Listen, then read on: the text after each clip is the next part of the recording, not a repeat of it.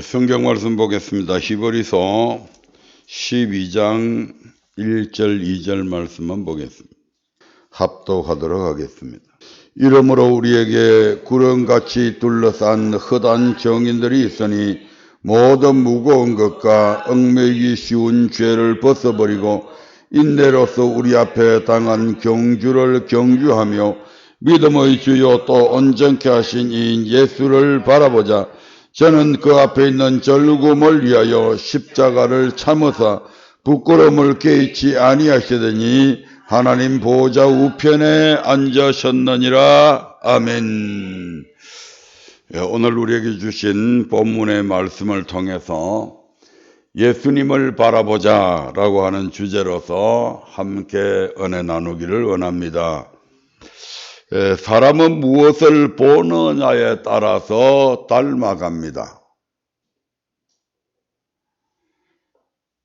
그래서 베드로후서 2장에 보면 롯이 의인이었는데 이 의인인 롯이 소돔과 고모라 성에서 날마다 저 불법한 행실을 보고 들으므로 소돔과 고모라 성의 사람들이 그들의 부유함 때문에 환락에 빠져서 행하는 그 날마다 그러한 불법한 행실을 보고 들음을 통해서 그 의롭던 롯이 그 의로운 심령이 상했다고 말씀하고 있음을 봅니다. 마찬가지로 아무리 성인군자라 할지라도 우리가 나쁜 것을 계속 보고 듣다가 보면 그게 예사롭게 생각되어지고 따라서 그것을 자신도 모르게 행하게 되어 있다는 겁니다.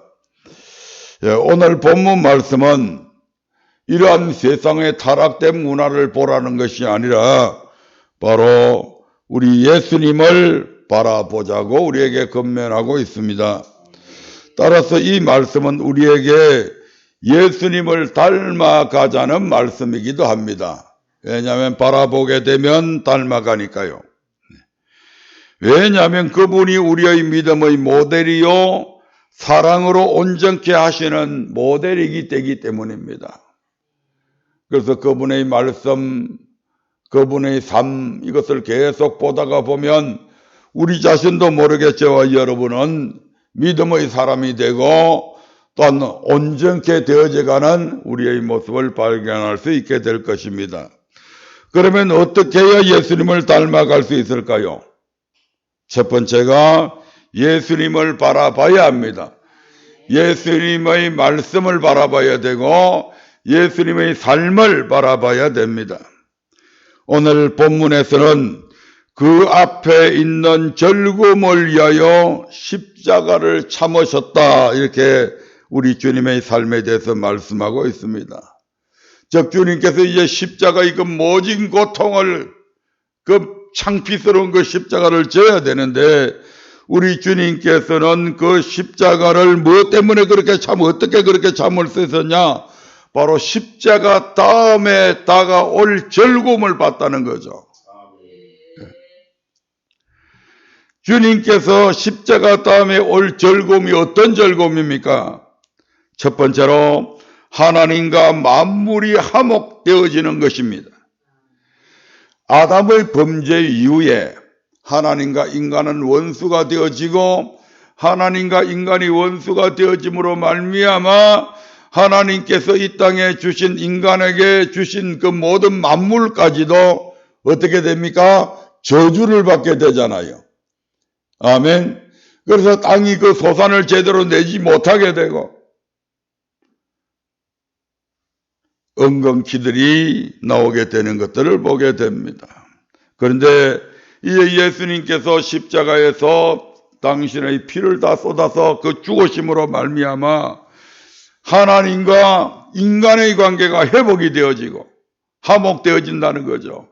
그렇게 되면 따라서 저주받았던 인간의 잘못으로 인해 저주받았던 모든 만물들도 같이 하나님과 화목되어지는 관계로 회복되어진다고 말씀하고 있는 것입니다.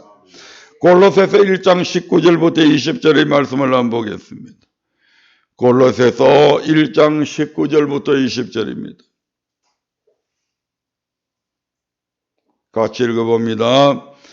아버지께서는 모든 충만으로 예수 안에 거하게 하시고 그의 십자가의 피로 화평을 이루사 만물 곧 땅에 있는 것들이나 하늘에 있는 것들을 그로 말미암아 자기와 화목해 되기를 기뻐하심이라. 아멘. 하나님의 마음이 모든 만물과 또 하나님께서 지으신 모든 피조물 그 중에서 가장 어떠면 인간과의 회복을 하나님이 기뻐하신다고 그러잖아요. 그 기뻐하시는 일을 지금 누가 하시는 겁니까? 예수님이 지금 하시잖아요. 그리고 그 이제 마지막 단계가 왔다 이 말입니다. 바로 이 십자가에서 피 흘려 죽으심을 통해서 바로 그와 같은 일들이 이제 막 일어나기 직전이다 이 말이죠. 그래서 그것을 바라보는 예수님의 즐거움이 이 십자가를 기꺼이 지게 만들었다는 얘기입니다. 두 번째로 주님께서는 주님 앞에 놓여진 십자가 다음에 올 즐거움이 어떤 즐거움이냐면 죄에서 구원 얻을 인간의 삶을 주님은 바라본 겁니다. 마태복음 1장 21절을 보겠습니다. 시작. 아들을 낳으리니 이름을 예수라 하라. 이는 그가 자기 백성을 저희 죄에서 구원할 자이심이라 하니라. 아멘.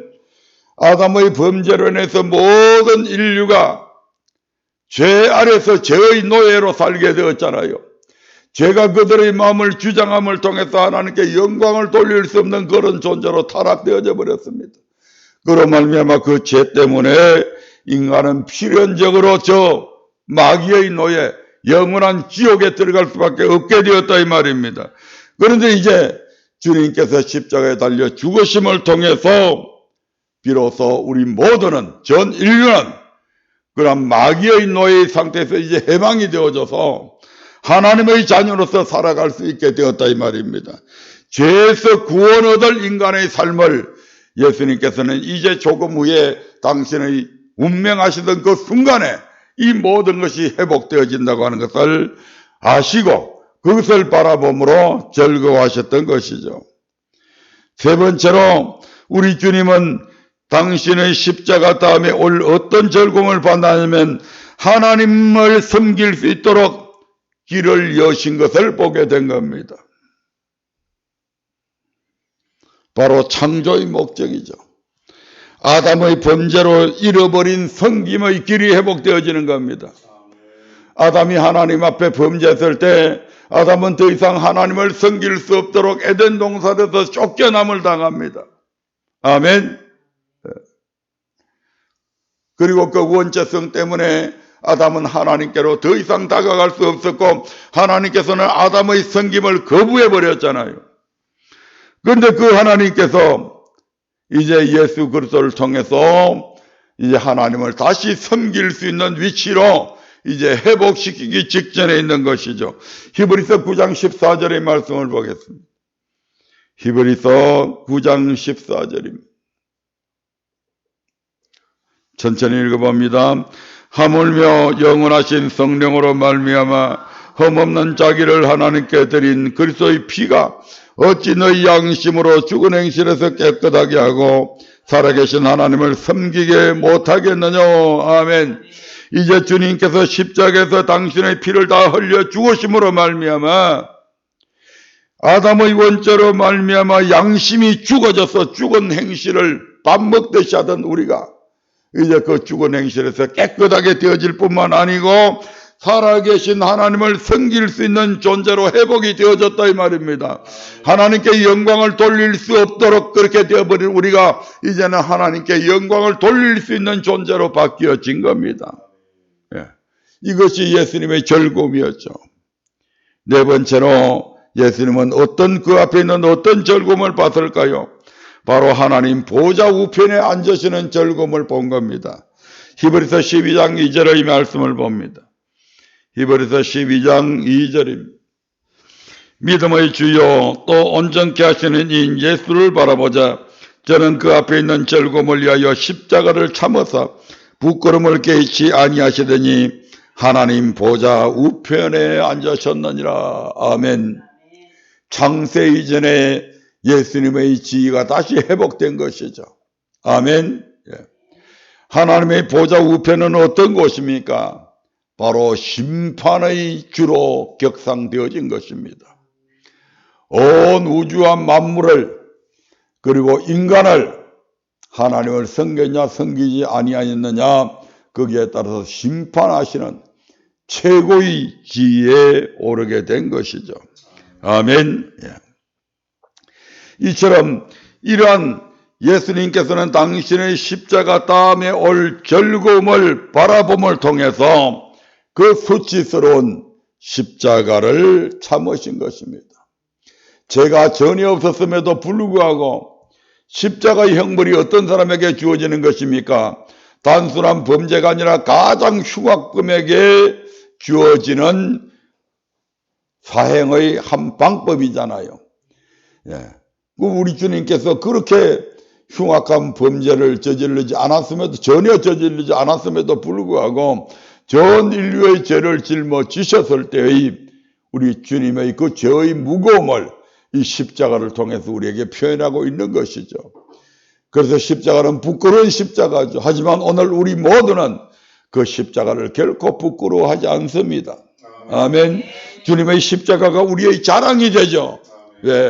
주님의 그 죄 없으신 십자가의 형벌을 통해서 저와 여러분들이 죄로부터 해방되고 우리가 하나님의 자녀가 되는 그 근거가 바로 주님의 십자가이기 때문입니다. 두 번째로 주님은 온유와 겸손으로 죽기까지 복종하셨습니다. 온유와 겸손으로 죽기까지 복종하셨다. 이것이 바로 그리스도의 마음이요 그리스도의 삶입니다. 빌립보서 2장 5절부터 8절의 말씀을 한번 보겠습니다. 빌립보서 2장 5절부터 8절입니다. 너희 안에 이 마음을 품으라. 곧 그리스도 예수의 마음이니 그는 근본 하나님의 본체시나 하나님과 동떨됨을 취할 것으로 여기지 아니하시고 오히려 자기를 비어 종의 형체를 가져 사람들과 같이 되었고 사람의 모양으로 나셨으며 자기를 낮추시고 죽기까지 복종하셨으니 곧 십자가에 죽으심이라. 아멘. 예수 그리스도의 마음, 그 마음에는 늘 두 가지가 있죠. 하나는 겸손과 하나는 온유입니다. 겸손은 종의 형체를 가져 사람들과 같이 되셨다. 전능하신 그 하나님이, 만왕의 왕이신 그 하나님이, 만주의 주가 되시는 그 하나님이 절대적인 권력을 갖고 계시는 그 하나님이 종의 형체, 사람의 모양을 입었다. 그처럼 당신은 당신 자신을 낮추셨습니다. 뿐만 아니라 당신의 온유함은 하나님께서 너는 세상에 가서 많은 인간의 죄를 위해서 십자가에 못 박혀 그들의 죄를 짊어지고 죽어야 된다. 그래서 죽기까지 복종하셨는데 그것도 그냥 단순한 객사가 아니라 십자가에서 발가 벗기운 채 죽으셨다 이 말입니다. 아멘. 어떤 하나님의 그 어떤 명령에도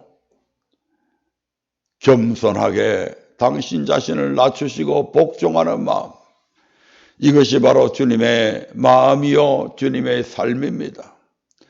이러한 삶을 우리 모두는 늘 바라봐야 된다 이 말입니다. 그것을 바라봄을 통해서 우리 자신도 주님처럼 어느덧 겸손해지기도 하고 주님처럼 하나님의 그 어떤 명령에도 복종할 수 있는 그러한 온유한 마음의 소유자들로 변화되어져 간다고 하는 사실을 믿으시기 바랍니다. 두 번째로 이러한 삶을 살아간 헛한 정인들이 우리 가운데 있습니다. 아멘. 예수님뿐만 아니고 예수님을 닮아간 이런 수많은 정인들이, 믿음의 정인들이 우리 주변에는 얼마나 많은지 모릅니다. 그래서 두 번째 우리가 봐야 될 것은 헛한 정인들의 삶을 바라보자 이 말입니다. 히브리서 11장 35절부터 39절의 이 사람들이 다 믿음으로 말미암아 증거를 받았습니다. 이들이 이러한 삶을 살 수 있었던 것은 바로 천국을 바라봤기 때문이요, 예수님을 바라봤기 때문입니다. 아멘. 예, 다 열거할 수는 없고 한 4명 정도만 말씀을 드릴게요. 첫 번째로 에녹입니다. 에녹의 삶에 있어서 대표적인 게 뭡니까? 예? 예, 동행한 삶. 예. 에녹의 삶에 있어서 대표적인 것은 동행입니다. 창세기 5장 22절의 말씀을 한번 보겠습니다. 창세기 5장 22절입니다. 시작. 무두셀라를 낳은 후 300년을 하나님과 동행하며 자녀를 낳았으며. 아멘. 예. 무두셀라는 300년 동안 하나님과 동행했다고 말씀하고 있습니다. 그럼 우리가 어떻게 해야 하나님께 동행할 수 있을까요? 아니, 내가 하나님, 나 이제 하나님하고 동행하고 싶어요. 그렇게 소원을 빈다고 당장 동행이 되어집니까? 아니잖아요. 어떻게 해야 하나님과 동행할 수 있는가? 에녹이 어떻게 해서 하나님과 동행할 수 있게 되었는지 히브리서 11장 5절의 말씀을 통해서 한번 보겠습니다. 히브리서 11장 5절입니다. 믿음으로 에녹은 죽음을 보지 않고 옮기었으니 하나님이 저를 옮기심으로 다시 보이지 아니하니라. 저는 옮기우기 전에 하나님을 기쁘시게 하는 자라 하는 증거를 받았느니라. 아멘. 에녹이 어떻게 하나님과 동행할 수 있었다고요? 하나님을 기쁘시게 하는 자였기 때문에 하나님과 동행할 수 있었다 이 말입니다. 이 말씀은 예수님께서 신약시대 예수님도 똑같이 동일한 말씀을 합니다. 8장 29절 한번 볼까요? 요한복음 8장 29절입니다.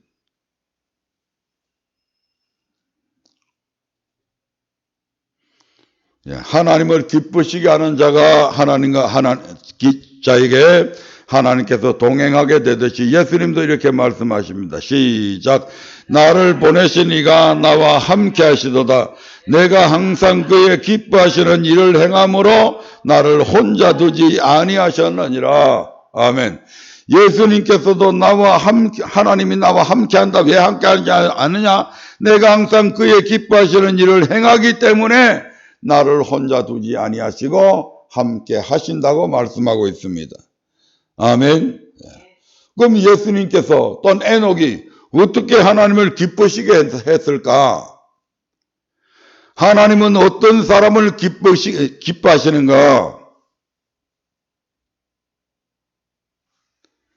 로마서 14장 18절에서 하나님이 어떤 사람을 기뻐하시는지 이렇게 말씀합니다. 로마서 14장 18절입니다. 시작. 이로써 그리스도를 섬기는 자는 하나님께 기뻐하심을 받으며 사람에게도 칭찬을 받느니라. 어떤 사람이 하나님을 기쁘시게 한다고요? 그리스도를 섬기는 자는 하나님께 기뻐하심을 받는다. 그리스도를 섬기는 자. 무엇으로 섬겨야 되죠? 하나님의 말씀대로 순종하는 것이 섬기는 거잖아요. 아멘. 그러한 자들이 하나님께 기뻐하심을 받는다. 하나님의 말씀을 율법을 요약하려면 뭡니까? 하나님을 사랑하고 또 뭐요? 이웃을 사랑하는 거잖아요. 그 이웃을 사랑하는 삶을 살다가 보면 사람에게 칭찬받는다, 미움받는다? 칭찬받는 거예요. 부모 공경하고 남 미워하지 아니하고 간음하지 아니하고 거짓말 안 하고 이웃과 탐내지 아니하고 베풀어주고 나눠주고 이렇게 사랑을 베풀다 보면 하나님을 기쁘시게 하는 일도 되지만 누구에게도 사람에게도 칭찬을 받는다 이 말입니다. 그래서 복음을 전하려고 하면 사람에게 칭찬받는 저와 여러분들이 되셔야 됩니다. 그래서 에녹은 하나님을 잘 섬김을 통해서 이렇게 하나님께서 동행을 해주셨고, 예수님은 이 땅에 오셔서 하나님을 말씀대로 잘 순종함을 통해서, 성경을 통해서 또한 하나님을 기쁘시게 하셨습니다. 이를 통해서 바로 예수님도 그리고 에녹도 하나님과 동행하는 삶을 살았다고 성경은 가르쳐주고 있습니다. 세 번째로 노아를 봅니다. 두 번째로 노아를 봅니다. 노아의 사건 그러면 뭘 떠올릴 수 있습니까? 예, 노아의 사건은 방주의 사건입니다.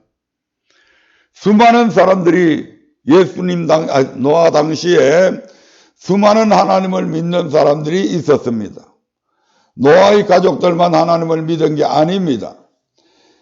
예, 아브라함의 두 아들 가인과 아벨의 그 후손에서 가인의 족속은 안 믿는 자의 조상이고, 아멘. 가인은 안 믿는 자의 조상이고 아벨은 믿는 자의 조상입니다. 그 아벨 대신에 하나님께서는 셋을 줘서 믿음의 계보를 이어가게 만들잖아요.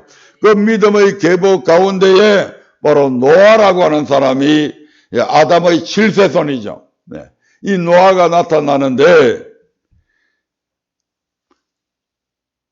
그런데 수많은 그 사람들 중에서 노아만이 하나님 앞에 인정을 받게 됩니다.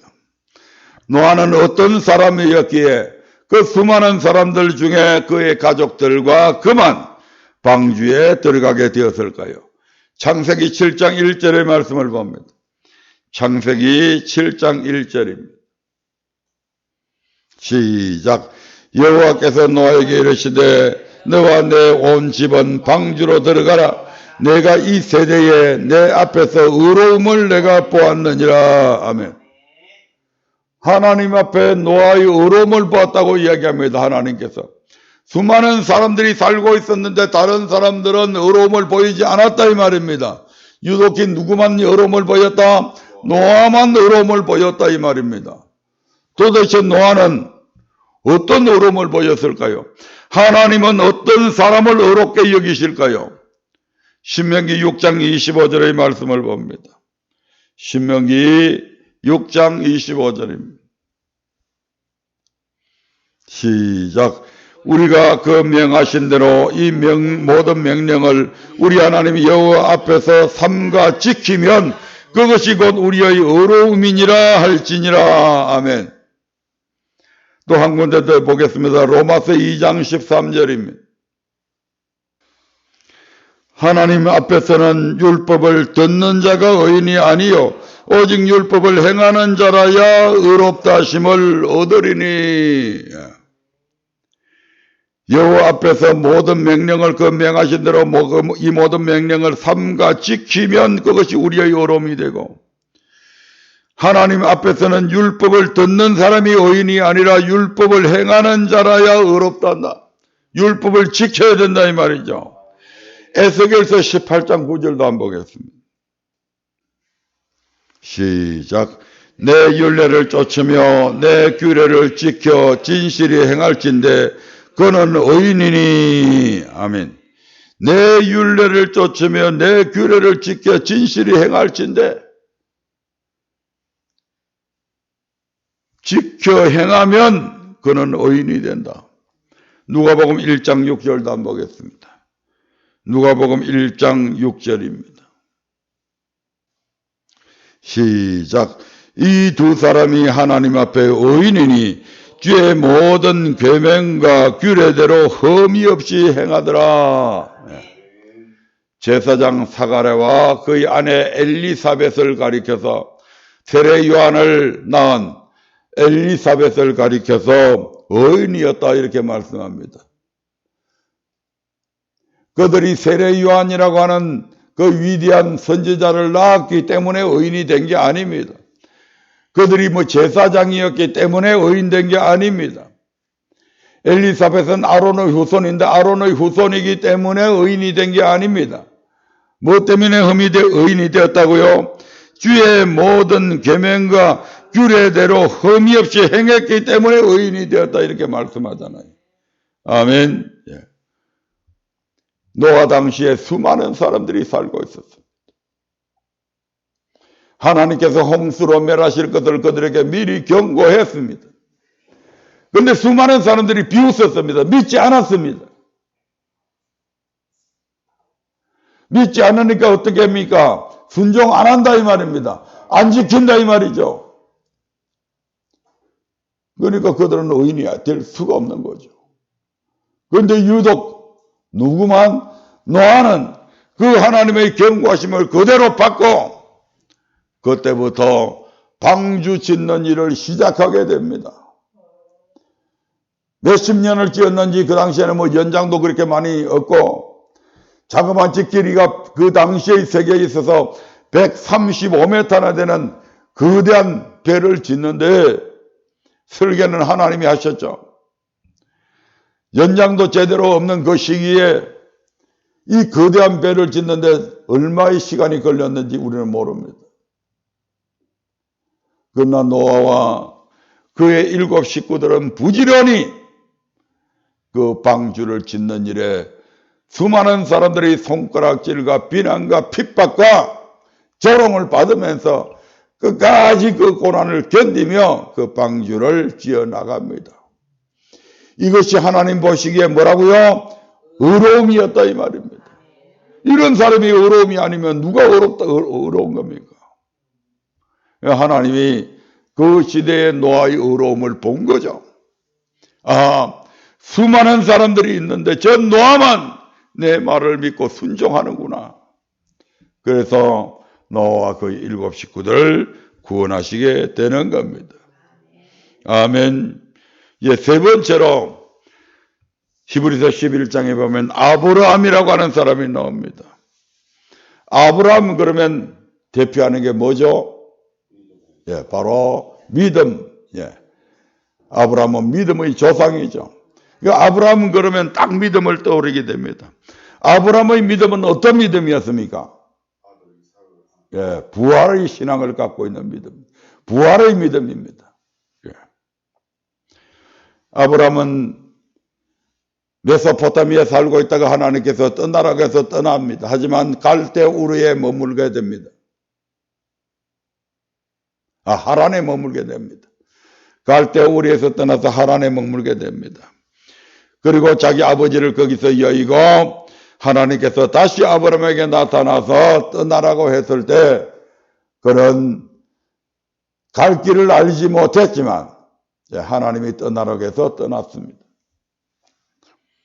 그런데 하나님이 그때에도 아브라함에게 축복을 해 주시지 않으셨습니다. 그러다가 아브라함은 자기 생각을 따라서 나이가 이제 자기 아내도 나이가 더 이상 잉태할 수 없는 그런 나이가 되어버렸고 경수가 다 끊어졌고 자기도 이제 나이가 90이나 되어서 더 이상 아들을 볼 수 있는 그런 나이는 지났다 싶어가지고 결국 아내의 더 늦기 전에 사레의 여종을 후처로 맞이하게 됩니다. 그리고 그 하갈을 통해서 이스마엘이라고 하는 아들을 얻게 되죠. 그 이스마엘이 어느 정도 자랐을 때에 하나님께서는 약속대로 아브라함에게 아들 이삭을 줍니다. 이 아들 이삭을 자기의 큰 아들인 이스마엘이 희롱을 하게 되는 것을 사라가 보게 되고 이를 통해서 결국 하갈과 이스마엘은 쫓겨나게 됩니다. 부모 입장에서 첩에서 난 자식이라도 자식은 자식인데 그 자식을 내어 쫓는다 버린다고 하는 게 그게 쉬운 일은 아니잖아요. 아브라함이 그로 인해서 고민하고 있을 때에 하나님께서 아브라함에게 하갈과 이스마엘을 내어 보내라. 내가 그도 큰 민족을 이루게 해주겠다. 그렇게 해서 참으로 눈물을 삼키면서 그 자기의 후처인 하갈과 자기의 사랑하는 큰 아들 이스마엘을 겨우 물 한 가죽 부대에 들려서 집에서 내어 보내게 됩니다. 하나님이 버리라고 할 때에 아브라함은 과감하게 이렇게 버렸습니다.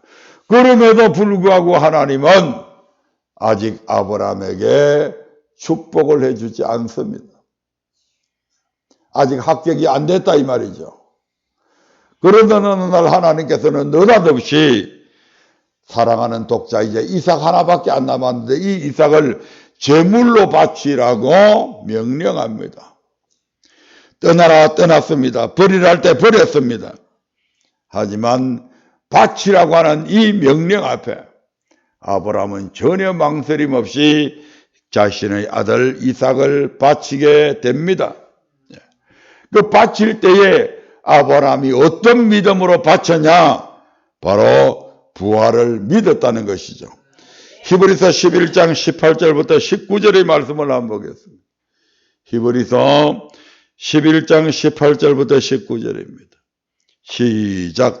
저에게 이미 말씀하시기를 내 자손이라 칭할 자는 이삭으로 말미암으리라 하셨으니 제가 하나님이 능히 죽은 자 가운데서 다시 살리실 줄로 생각한지라 비유컨대 죽은 자 가운데서 도로 받은 것이니라. 아멘. 이 히브리서의 기자가 아브라함이 이삭을 하나님 앞에 제물로 바치면 하나님이 능히 죽은 자 가운데서 다시 아들을 살려줄 것이다. 이런 믿음을 갖고 있었다는 거죠. 그 믿음의 근거가 뭐냐면 하나님께서 네 아들 이삭을 통해서 네 자손이 하늘의 별처럼 땅의 모래처럼 많아질 것이라고 이미 약속을 했잖아요. 그러면 이 이삭을 죽여버리면 대가 끊겨버리잖아요. 그러면 하나님이 거짓말장이가 되잖아요. 아, 그래. 하나님이 시킨 대로 드리자. 그러면 하나님께서 죽였다가도 다시 살려서 이 아이를 통해서 하늘의 별처럼 땅의 모래처럼 내 후손이 많아지게 하겠구나. 이 믿음을 갖고 있었다는 거죠. 굉장히 합리적인 믿음입니다. 로마서 4장 17절에서도 아브라함의 믿음에 대해서 이렇게 말씀하고 있습니다. 로마서 4장 17절입니다. 같이 읽습니다. 기록된 바 내가 너를 많은 민족의 조상으로 세웠다 하신가 같으니 그의 믿은 바 하나님은 죽은 자를 살리시며 없는 것을 있는 것 같이 부르시는 이시니라. 아멘. 아브라함은 어떤 믿음을 갖고 있었냐? 그의 믿은 바 하나님은 죽은 자를 살리시며 아멘. 없는 것을 있는 것 같이 부르시는 이시니라.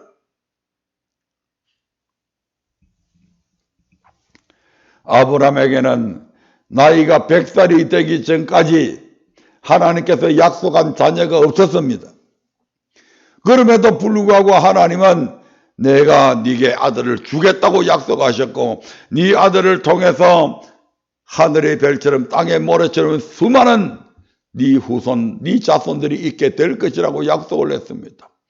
그런데 상황을 보면 전혀 그렇지가 않습니다. 사라의 경수는 끊어졌고 아브라함은 나이가 99세가 되었습니다. 그럼에도 불구하고 아브라함이 아들을 주실 것을 믿었다 안 믿었다? 믿었다 이 말이죠. 없는 것을 있는 것 같이 부르시는 이를 믿었다 이 말이죠. 우리 하나님은 내가 비록 아무것도 가지지 못했지만 있게 하실 거야. 내 아들을 존재하게 하실 거야. 태어나게 하실 거야. 이 믿음 갖고 있다는 거죠. 그리고 그 아들을 죽이면 다시 살리실 것도 믿었다 이 말이죠. 그래서 하나님은 죽은 자를 살리심이 없는 것을 있는 것 같이 부르시는 이시라고 그가 그런 믿음으로 믿었다 이 말이죠. 아멘. 우리 하나님은 믿는 자의 조상입니다. 믿는 자의 하나님입니다. 아브라함의 하나님도 되시지만 오늘 우리들의 하나님도 되신다 이 말입니다. 그래서 하나님께서는 우리도 살려주실 것이고 비록 우리가 지금은 아무것도 가지지 못한 것처럼 보이지만 우리 하나님께서는 언약하신 대로 우리에게 많은 것을 이미 약속하고 있습니다.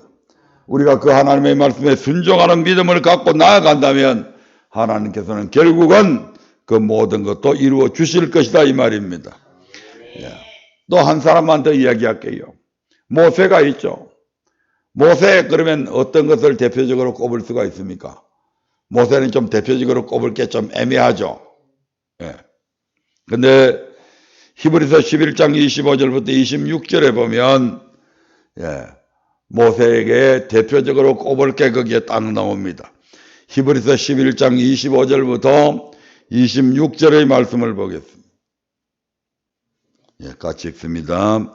도리어 하나님의 백성과 함께 고난받기를 잠시 죄악의 낙을 누리는 것보다 더 좋아하고 그리스도를 위하여 받는 능력을 애굽의 모든 보화보다 더 큰 재물로 여겼으니 이는 상 주심을 바라봄이라. 아멘.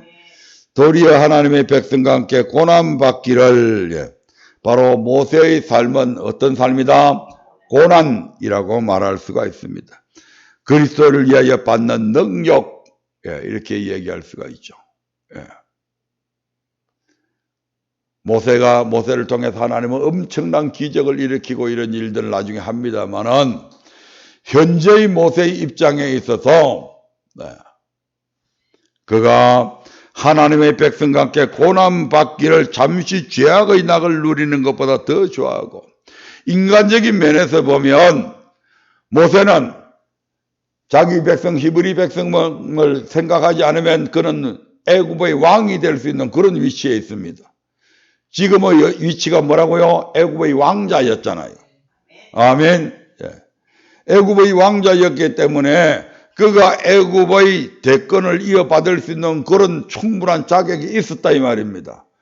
그리고 모세는 그 바로의 다른 아들보다도 훨씬 더 뛰어난 존재로 그렇게 기록이 되어져 있습니다. 훨씬 더 정치를 잘하고 애굽을 더 부강시키고 애굽을 잘 이끌어갈 수 있는 인물이 모세였다 이 말입니다. 그러므로 모세는 얼마든지 왕이 될 수 있었고 애굽 전체를 통치할 수 있는 그런 자격을 갖추고 있는 인물입니다. 그런데 모세는 그 모든 편안한 그 모든 길을 저버리고 그리스도를 위하여 받는 능력을 택했다 이 말입니다. 애굽의 모든 보화와 큰 재물과 애굽의 모든 권력 이 모든 것들을 포기하고 오직 하나님의 백성 그리스도를 위한 받는 고난을 택했다 이 말이죠. 이는 무엇을 바라봤기 때문이다? 상 주심을 바라봄이라. 천국을 바라봤다 이 말입니다. 예수님을 바라봤다 이 말입니다. 천국에 계신 예수님, 천국에 계신 보좌의 우편에 앉아 계신 그 주님을 모세는 바라본 것이죠. 그리고 그 영원한 천국에 갈 수 있는 소망을 갖고 있었습니다. 그래서 그는 40년 동안이나 미디안 광야에서 훈련을 받았고 다시 하나님의 부르심을 받아서 그의 남은 전 생애를 하나님의 일을 위해서 쏟아부었던 것을 우리가 보게 됩니다. 자, 이제 예수님도 바라보았고 예수님을 믿는 우리의 믿음의 선배들 허단 정인들의 삶도 살펴보았습니다. 그렇다고 한다면 세 번째, 우리의 삶은 어떠해야 될까? 이건 다음 시간에 이어서 하도록 하겠습니다. 우리의 삶. 예수님이 어떻게 살으셨는가 그것도 중요합니다. 아주 중요하죠. 우리의 믿음의 선배들이 그 예수님을 바라보며 어떻게 그들이 예수님의 삶을 닮아갔는지도 살펴봤습니다. 그것도 중요합니다. 하지만 가장 중요한 것은 내가 어떻게 살 것인가 이게 더 중요한 거잖아요. 아멘. 아무리 우리의 믿음의 조상들이 참으로 헌신적인 삶을 살았다 할지라도 내가 따라가지 못한다면 소용없는 거잖아요. 그래서 다음 시간에 우리의 삶은 어떠해야 할까라고 하는 부분에 초점을 맞춰서 함께 은혜 나누도록 하겠습니다. 다 같이 기도하겠습니다.